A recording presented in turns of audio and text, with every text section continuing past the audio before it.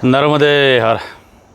नमस्कार दोस्तों, स्वागत है फिर से एक बार सिंपल मार्ग के एक और प्रश्नोत्तरी वीडियो में। तो शुरुआत करते हैं आज के प्रश्नोत्तरी वीडियो की। और आज की प्रश्नोत्तरी वीडियो का सबसे पहला जो प्रश्न है वो है श्री पटेल जयमीन जी का।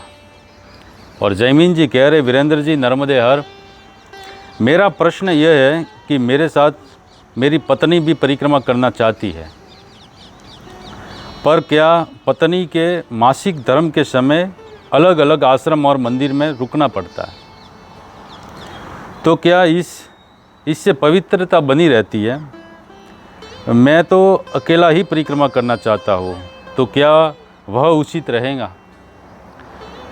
देखिए जयमीन जी, अगर बहुत सारे पति पत्नी आते हैं जो परिक्रमा में, और बहुत सारी महिलाएं भी आती, उनमें भी इस बात को लेकर संशय रहता है कि मासिक धर्म के दौरान मतलब औरतों को पवित्रता बनाए रखने के लिए क्या करना पड़ता है, किस प्रकार से उनकी परिक्रमा होती है। तो देखिए, मासिक धर्म जो होता है वो प्रकृति की देन है। और परिक्रमा में ऐसा होता है कि जब जिस भी महिला को मासिक धर्म होता है तो वो जिस आश्रम में रुकती है वहाँ पर थोड़ी दूरी बनाकर उनका आसन लगाया जाता है। और पूजा पाठ वो लोग नहीं करते, मतलब उनके जो साथी होते हैं वो पूजा पाठ करते हैं और वही पूजा पाठ की सामग्री उठाकर चलते हैं। और एक ही जगह पर या तो 3-4 दिन रुक जाते हैं, या फिर अगर चलते हैं तो इस तरह से मतलब दूरी बना के उनको आसन लगाकर सोना पड़ता है। और इस तरह से वो अपनी यात्रा करते हैं। तो कोई दिक्कत नहीं है, आप अपनी पत्नी के साथ परिक्रमा करना चाहते हैं और बहुत अच्छी बात है। अगर आपके विचार मैच होते हैं दोनों पति पत्नी के, तो एक दूसरे का सहयोग भी रहता है, सानिध्य प्राप्त होता है और बातचीत करते हुए मतलब दूसरे किसी की साथ की आपको ज़रूरत नहीं पड़ेगी और आसानी से परिक्रमा कर सकते हैं। फिर जैसी आपकी मर्जी, अगर अकेला करना चाहते हैं, आपको लगेगा ऐसा लग रहा है कि मैं अकेला करने में मुझे सुविधा रहेगी, तो अकेले कर सकते हैं। अगला प्रश्न है श्री नवशक्ति पांडे जी की। और ये कह रहे हैं पांडे जी की, क्या नवरात्र से परिक्रमा उठा सकते हैं, लोग मिलेंगे? तो देखिए पांडे जी, ऐसा है कि नवरात्र से तो परिक्रमा नहीं उठाते कोई, क्योंकि वो बारिश का ही समय रहता है। और विजयादशमी या दशहरा के बाद से अधिकतर लोग परिक्रमा उठाते, तो कोई दिक्कत नहीं रहेगी, आपको परिक्रमावासी रास्ते में मिल जाएंगे। अगला प्रश्न है श्री मुन्ना जी, और ये वडोदरा से है। ये कह रहे हैं, नर्मदे हर गुरुजी, नर्मदा माता का अनुष्ठान करना है तो किस तरह से कर सकते हैं? देखिए, अनुष्ठान की बातें ऐसी है सब, जैसे हमारा जो सनातन धर्म है उसमें कई विधियाँ है ईश्वर को प्राप्त करने की। उनमें से कुछ अनुष्ठान है, कुछ तांत्रिक है, मतलब तंत्र प्रयोग के द्वारा, कुछ यंत्र प्रयोग के द्वारा, और उनकी अलग अलग विधियाँ हैं। मैंने भी कई अनुष्ठान पहले किए, जब मतलब धर्म की तरफ जुड़ा, धर्म से जुड़ा, तब बहुत अनुष्ठान किए। मगर मेरा ये मानना है, मेरे अंत में निष्कर्ष यही निकाला कि जो भक्ति योग है, भक्ति योग मतलब बिल्कुल सरल योग है ईश्वर प्राप्ति के लिए। और भक्ति योग में भी जो नाम जप का महिमा है वो बहुत ही अलग महिमा है। नाम, सिर्फ किसी भी अपने इष्ट का नाम स्मरण करते हुए भी हम ईश्वर की प्राप्ति कर लेते। दूसरे कुछ विधानों में पढ़ने की कोई आवश्यकता नहीं है, हमें कोई सिद्धि प्राप्त नहीं करनी, कोई मतलब शक्ति प्राप्त नहीं करनी है। तो अनुष्ठान से मेरा तो ये मानना है कि अनुष्ठानों से कोई फल नहीं है। इससे अच्छा आप नाम स्मरण कीजिए। फिर भी मैया की सात्विक पूजा करना चाहते तो आप देखिए, अपने मैया का आसन लगा सकते हैं, घी का दीपक कर, और स्तुति कर सकते हैं मैया की, नर्मदाष्टक पढ़ सकते, और नाम जप कर सकते हैं माला लेकर। और मैया का यंत्र भी है, मैं आपको व्हाट्सएप कर दूंगा, तो वो यंत्र किसी मतलब कागज़ पे या बर्तन पे बना के वो भी रख सकते हैं। उसके बीच में घी का दीपक रख दीजिए और नाम स्मरण कीजिए। सबसे बेस्ट ये अनुष्ठान यही है और यही फलदायक है। किसी भी इष्ट का करिए, नाम स्मरण कीजिए और पूजा पाठ के लिए स्तुति कीजिए, कुछ पाठ कर दीजिए। और बाकी तो अनुष्ठान बहुत सारे आपको किताबों में मिल जाएंगे, और मैं उनके बारे में क्या बताऊँ, आपको किताबों में मिल जाएंगे। मैं तो ये बेसिक सा जो साधारण सा अनुष्ठान है इसी में मानता हूँ कि नाम स्मरण कीजिए माला लेकर। और अभी देखिए नाम विस्मरण के बारे में क्या बताऊँ, हमारे तुलसीदास जी भी कह गए, गोस्वामी तुलसीदास जी, कि कलयुग केवल नाम आधारा, सिमर सिमर भवसागर पारा। और अभी वर्तमान में जो हमारे वृंदावन के जो प्रेमानंद जी महाराज हैं, वो भी सबसे ज़्यादा महत्व नाम स्मरण को ही देते हैं। तो नाम स्मरण ही सबसे सरल उपाय है भक्ति योग में। अगली कमेंट है श्री जयंतीलाल पटेल जी की। ये कह रहे नर्मदे हर वीरेंद्र भाई, रायपुर छत्तीसगढ़ से है जयंती भाई और गुजरात से है। उन्होंने कहा है कि आपने 2021 और 2023 में परिक्रमा उठाई थी, तो अब 2025 में भी परिक्रमा उठाएंगे क्या, और उठाएंगे तो कब उठाएंगे? मेरी भी प्रबल इच्छा है कि आपके साथ परिक्रमा में चलूँ। और दूसरी बात ये कि आप जो बता रहे हैं कि हर वर्ष करीब 1 से 1.5 लाख परिक्रमावासी परिक्रमा उठाते हैं, तो एकादशी में परिक्रमा उठाने पर तो सभी आश्रमों में बहुत ज़्यादा भीड़ हो जाती होगी, जिससे छोटे आश्रमों में रहने और भोजन प्रसादी में तथा पूजा साधना में भी दिक्कत आती होगी। तो परिक्रमा कितनी लेट उठाई जाए जिससे साधना में दिक्कत कम आए और परिक्रमा पूर्ण करने में गर्मी भी कम लगे? परिक्रमा हमें 120 से 135 दिन में पूर्ण करनी होगी, करनी हो तो कृपया उचित समाधान बताएं। तो देखिए जयंतीलाल जी, ऐसी बात है कि एकादशी दीपावली के बाद से परिक्रमा वासियों की भीड़ तो निरंतर बढ़ती रहती है और हर साल इसमें इजाफा भी हो रहा है। हर साल परिक्रमा वासियों की मतलब संख्या में बढ़ोतरी हो रही है अभी कुछ 2-4 साल से। और दीपावली के बाद या एकादशी के आसपास आप परिक्रमा उठाते तो भीड़ तो मिलती है और हर आश्रम में मिलेंगी, तो उससे तो बच पाना मुश्किल है। अब उसका एक ही उपाय है जो मैं आपको अभी थोड़ी देर बाद बताऊंगा, क्योंकि एक कमेंट और ऐसी ही आपके जैसी ही बताई गई है। और दूसरी कि आपने पूछा कि मैं 2025 में भी परिक्रमा उठाऊंगा, तो देखिए जैसा कि आप जानते होंगे तो मैया के भक्तों के लिए जो आश्रम में सेवा शुरू की है, तो अभी परिक्रमा हम नहीं उठा पाएंगे क्योंकि मैया ने यही काम सौंपा है, तो अभी यही काम करना है।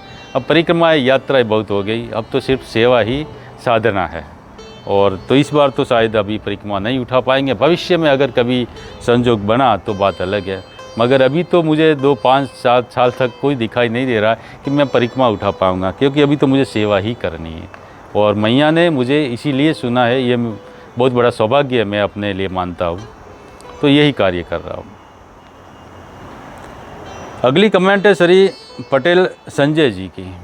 संजय जी कह रहे हैं पैदल यात्रा लाइफ टाइम नर्मदा परिक्रमा, अब मुझे सिर्फ भक्ति करनी है, क्या लाइफ टाइम नर्मदा परिक्रमा पैदल यात्रा संभव है? देखिए पटेल संजय जी, ऐसी बात है कि लाइफ टाइम मतलब पैदल परिक्रमा यात्रा जीवन पर्यंत परिक्रमा में ही रहना बहुत से योगी करते, बहुत से साधु करते हैं और बहुत से निवृत्त या भक्त जन करते हैं। मतलब कि एक परिक्रमा पूरी हुई, फिर कहीं से चतुर्मास को रुक जाते, वापस शुरू करते, या फिर एक परिक्रमा ही बहुत लंबे समय तक करते। वो इस तरह से करते कि जैसे परिक्रमा उठाई और फिर आगे बढ़ते, किसी आश्रम में रुक जाते, वहाँ पर सेवा करते और 1 आध साल वहीं रुक जाते, फिर अगले साल वहाँ से परिक्रमा उठाते, फिर कई आश्रम में रुक जाते। इस तरह से करते करते परिक्रमा जीवन पर्यंत भी कर सकते हैं, कोई दिक्कत नहीं है, और बहुत से करते हैं, तो आप कर सकते हैं। आपको वो मैया के किनारे पर भजन साधना करनी है तो करिए, और आश्रमों पे रुकते हुए सेवा कीजिए और आप अपनी यात्रा कब आगे बढ़ाते रहिए। अगला प्रश्न है श्री सहदेव गड़गे जी का। ये कह रहे हैं आपके आश्रम का ठीक मतलब लोकेशन बताए। देखिए आश्रम का लोकेशन मैं डिस्क्रिप्शन में देता हूँ और वीडियो के एंड में बैनर आता है, उसमें पूरा एड्रेस दिया हुआ है।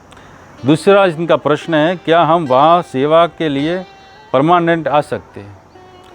देखिए परमानेंट ऐसा है कि जैसा कि मैं बता देता हूँ कि हमारे यहाँ पर आश्रम की सेवा निरंतर मतलब अभी नहीं है, 5-6 महीने तक मैं वहाँ पे सेवा करूँगा और तकरीबन 5 महीने पकड़िए, तो उस बीच आप सेवा के लिए आना चाहते तो आ सकते। बाकी परमानेंट आप वहीं पर तो अपने पास ऐसी कोई मतलब वहाँ पे मैं भी नहीं रुकता हूँ, तो फिर आपकी व्यवस्था कौन करेगा?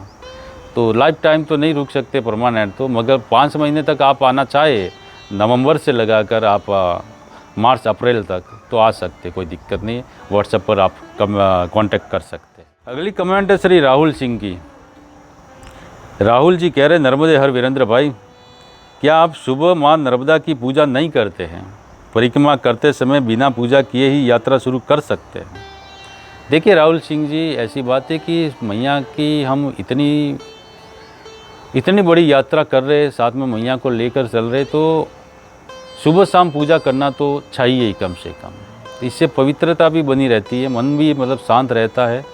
और दूसरी बात, हाँ कई पर ऐसे संजोग बनते जब सुबह नहाने के लिए पानी उपलब्ध नहीं होता या नहा नहीं पाते किसी कारणवश, तो उस परिस्थिति में पूजा मैं भी नहीं करता था सुबह, और उस टाइम में नहीं कर सकते ऐसी परिस्थिति में। मगर जैसे ही हम आगे बढ़ते, कहीं पर नहा धोकर हम पूजा कर सकते हैं, तो 2 टाइम पूजा कर सकते हैं।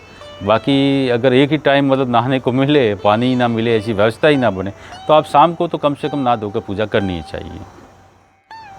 अगली कमेंट है श्री शैलेश त्रिपाठी जी की। ये कह रहे नर्मदे हर वीरेंद्र जी, आप बहुत अच्छा कार्य कर रहे हैं सनातन धर्म के लिए, और मेरा प्रश्न ये है कि आप अपने आश्रम पर वापस कब आओगे?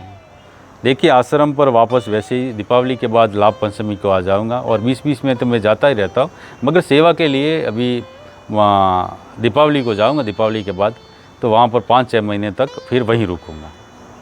अगली कमेंट है, इनकी आईडी का नाम गुरुदेव है, और ये कह रहे नर्मदे हर भाई, मेरे घर में एक छोटा सा नर्मदेश्वर शिवलिंग है जिसे मैं रोज़ पूजा करता हूँ। जिसकी क्या मैं नर्मदा परिक्रमा करते समय शिवलिंग को साथ में लेकर परिक्रमा कर सकता हूँ? स्नान ध्यान कर श्रृंगार पूजा कर सकते हैं, कृपया मार्गदर्शन करें। जी बिल्कुल भाई साहब, ऐसी बात है कि बहुत से यात्री आते अपने साथ, लड्डू गोपाल को लाते हैं, दूसरे भी उनके जो इष्ट होते उनकी मूर्तियाँ लाते हैं, शिवलिंग लाते हैं। तो आप भी आपके पास आपका जो भी शिवलिंग है उसे साथ में रख सकते हैं। उनकी मैया में स्नान पूजा जो भी आपका विधान है वो आपको करना है, कोई रोक टोक नहीं है, कोई दिक्कत नहीं है। जहाँ पर आप पूजा करते हैं उसकी भी आप पूजा करिए आराम से, कोई दिक्कत नहीं है। अगली कमेंट है श्री कुलदीप सिंह डाबी जी की। ये कह रहे सुलपानी कितने किलोमीटर का है? देखिए सुलपानी का जो जंगल है, बड़वानी से आगे हम जाते तो सुलपानी के जंगल की शुरुआत हो ही जाती है, और जब गोरा कॉलोनी आते हम तो यहाँ तक सुलपानी का जंगल ही है। ये तकरीबन 250 किलोमीटर के आसपास पड़ता है। अगला प्रश्न है श्री चंद्रकांत पटेल जी का। ये कह रहे वीरेंद्र भाई नर्मदे हर, मैं नर्मदा परिक्रमा दशहरा से करना चाहता हूँ, मगर मेरे साथ कोई दूसरा इंसान नहीं है, तो मैं अकेला ही कर सकता हूँ, कोई मुश्किल तो हो सकती है क्या?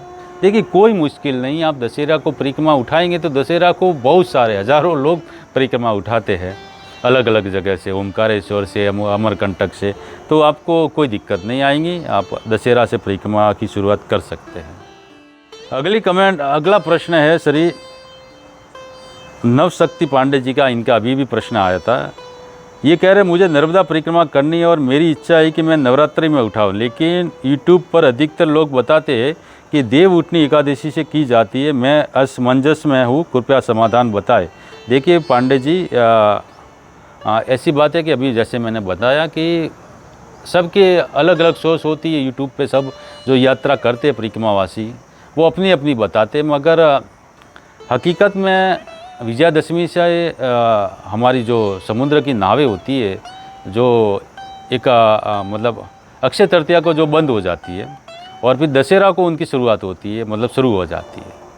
तो कई लोग वहाँ पर रुकते हुए, मतलब विमलेश्वर में रुकते, इस तट पर रुकते, और फिर दशहरा के दिन से मतलब नावें शुरू होती है तो अपना तट परिवर्तन करते और यात्रा की शुरू कर देते हैं।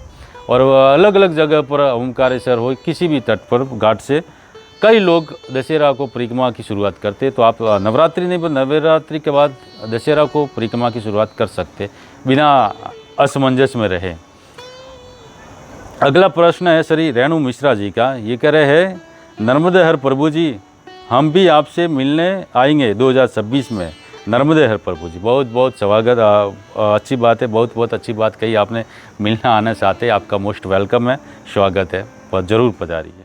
अगला प्रश्न है श्री मधुकर बानोकर जी का।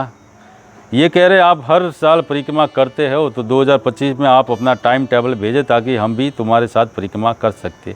इसका जवाब मैंने अभी दे दिया है कि लगभग 5-7 वर्ष तक कोई इच्छा नहीं है आगे की यात्रा किसी भी जगह जाने की, मतलब नर्मदा परिक्रमा करने की कम से कम, क्योंकि जो गर्मी का सीजन रहता है उसमें कहीं पर यात्रा जा सकते हैं, मगर अभी वर्तमान में परिक्रमा पर जाने का कोई इरादा नहीं है। अगला प्रश्न है श्री राहुल सिंह जी का। इनका दोबारा प्रश्न आया। ये कह रहे हैं नर्मदे हर वीरेंद्र भाई, क्या परिक्रमा करते समय अपने हाथ से खाना बनाना मना है? बिल्कुल मना नहीं है। मतलब ज़्यादातर तैयार भोजन मिलता है आश्रमों में, कई पर सदाव्रत मिलता है। मतलब सदाव्रत मतलब कि हमें सामान दिया जाता है भोजन का, जो भी उनके पास उपलब्ध है, चाहे खिचड़ी का हो या रोटी सब्जी का, जो भी सामान वहाँ से मिलता है। बर्तन भी मिल जाते तो हमें अपने हाथ से बनाना पड़ता है, ये बना सकते, कोई दिक्कत नहीं है। अगर आप सामान रखते हैं अपने पास, बहुत से परिक्रमावासी जो सक्षम होते वो वाहन रखते हैं या कोई वाहन वाला रखते हैं, मोटरसाइकिल वाला, तो उसके पास सामान सब लेके चलते, तो वो अपने साथ हाथ से ही भोजन बनाकर आगे बढ़ते हैं। तो ये थे कुछ प्रश्न जो आपके द्वारा पूछे गए, यथासंभव मैंने जवाब देने का प्रयास किया, और इसी प्रकार से आप आपके प्रश्न पूछ सकते हैं। मैं आगे भी आपके प्रश्नों के जवाब देने का पूर्ण प्रयास करूंगा। तो मिलते हैं नेक्स्ट एपिसोड में, नेक्स्ट वीडियो में। तब तक के लिए धन्यवाद। नर्मदे।